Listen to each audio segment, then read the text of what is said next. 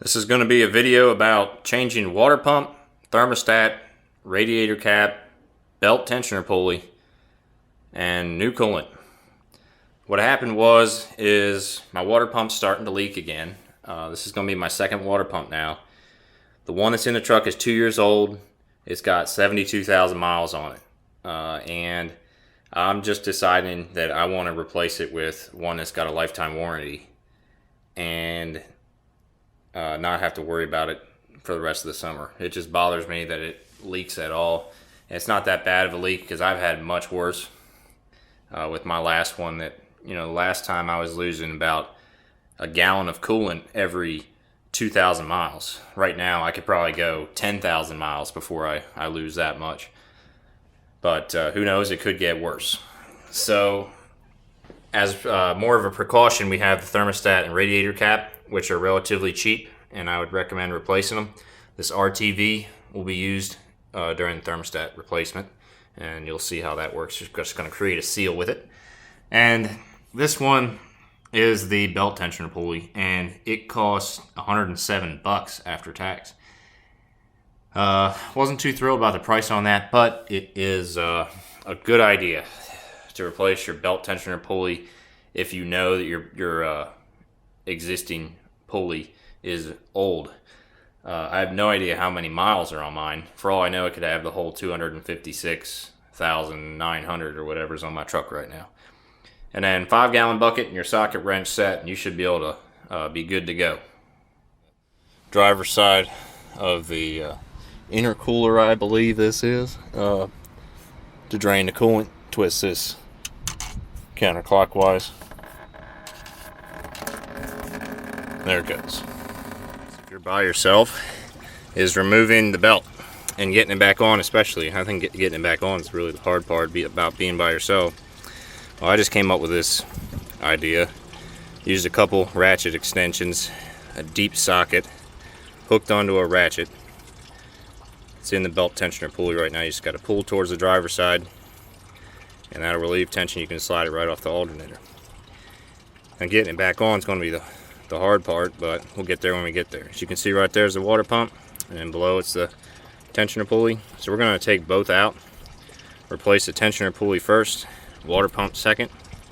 Coolant's still draining, so I've loosened the radiator cap to facilitate the drainage.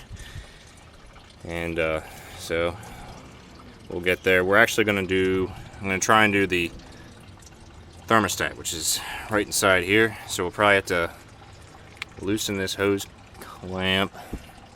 I've actually not seen a hose clamp like this before. We'll see if we can do it without loosening a hose clamp, but yeah, thermostat is inside there. To get these screws out, you got to use a 5/16. That's pretty small. So your socket set might not have this small. Mine didn't, but I had this screwdriver sort of thing. I was able to crank them out. Barely had enough room in there. I had a lot of bugs and stuff in there, and you don't want that getting in your radiator. One thing I may want to do, I don't have it right now, but they make combs for these radiators. You can see where it's been smashed down a lot. That's because of your knee. It's right where your knee is, so you can imagine that's how it got that way. If you get a radiator comb, you can make these good as new. Here's the old versus the new. Same style of thermostat. This one is a little tough to get out. Kind of had to pry it out a little bit, but no damage to it. I'm going to keep it as a spare. The O-ring is a little bit worn, but it's still good. I managed not to hurt the O-ring at all, but the O-ring actually remains stuck to the pipe.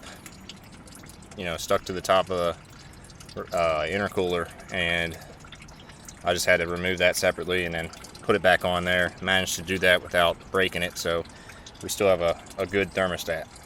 Down in there and clean that out, and also on this end, clean out that end of the pipe too. If you remove the hose clamp, you can clean this end as well. Thermostat installed.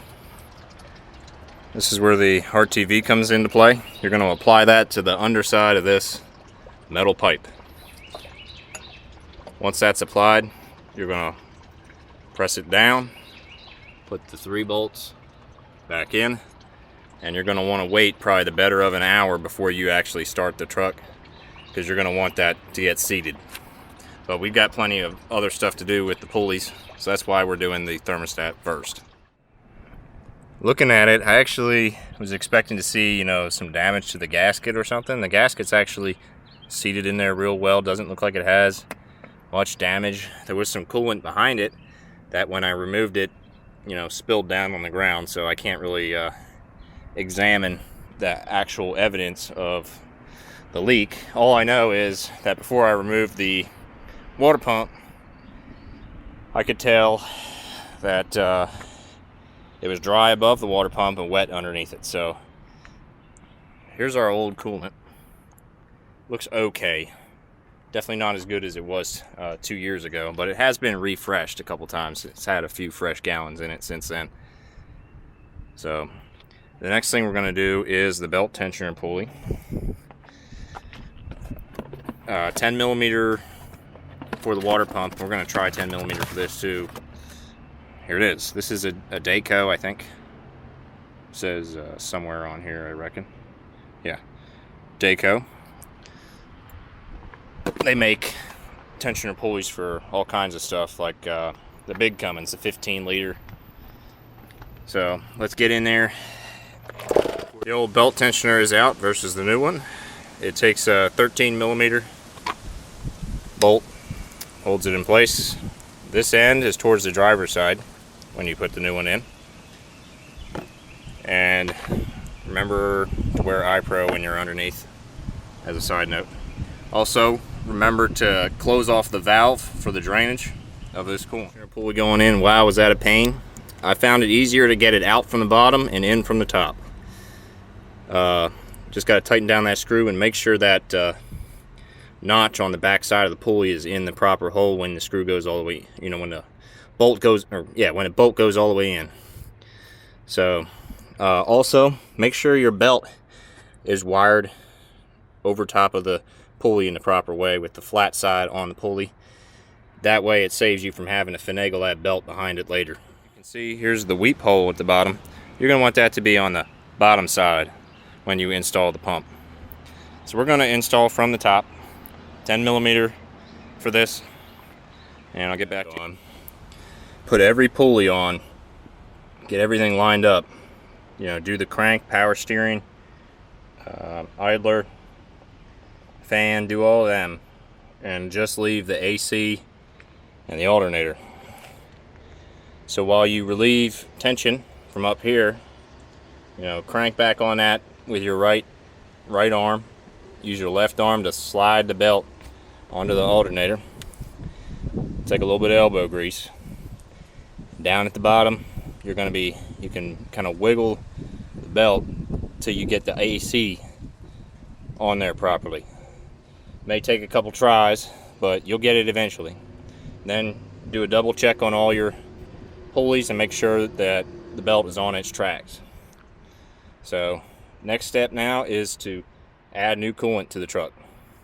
So as you fill up the radiator, fill it up until the fluid is pretty much right there. This truck took 2 gallons of distilled water and almost 2 gallons of the coolant. So I'm going to go ahead and start it up and continue to feed it coolant as it makes room in there, and we'll get these other 2 bottles in. You may hear a little lope while it gets coolant in the system. Don't panic. I'll show it if it does it. That was an easy start. Easiest startup I've ever had.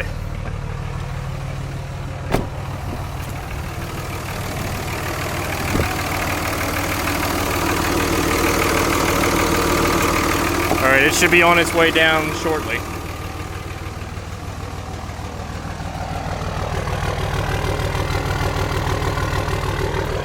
Sounds normal right now.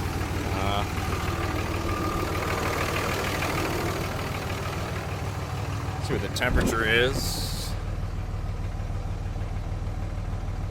105, so we could use a little bit of warm up. For leaks, thermostat, looks good. And then get underneath and check the water pump. Got it high idling with a gallon of water. Trying to warm it up past 125.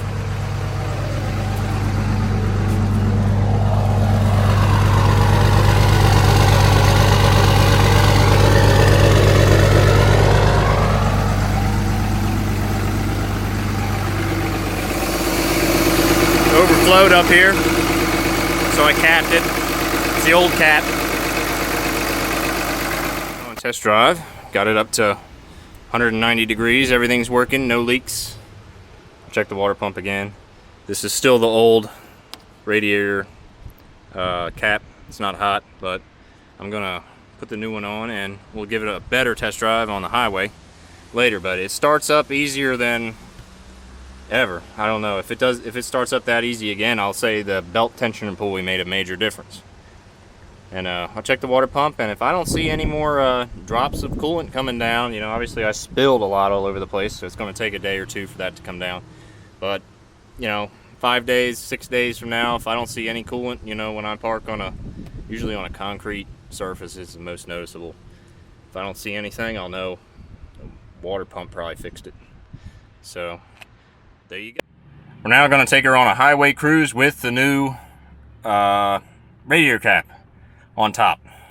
Let's see if she starts real fast again. Never mind. That was more normal. Good, but more normal. You can tell that the belt tensioner pulley's tighter than my old one because I really had to yank on that ratchet to relieve that tension with the new one compared to the old one. So we'll take a nice big cruise on the highway and see how it does. Looks like the thermostat is doing its job. It's a 190 degree thermostat and the engine's at 190 degrees. My old thermostat was, you know, hovering 194 or so, which I thought was okay. Nothing to worry about until it gets over 200 and you're unloaded and you're on the highway and you're going fast and you're wondering why it's getting hot. But yeah, the old one still would have done the job. This one seems to be doing a good job of keeping it pegged at 190. Everything looks okay on my gauges, and we'll check for leaks when we get back. But looks like a successful operation.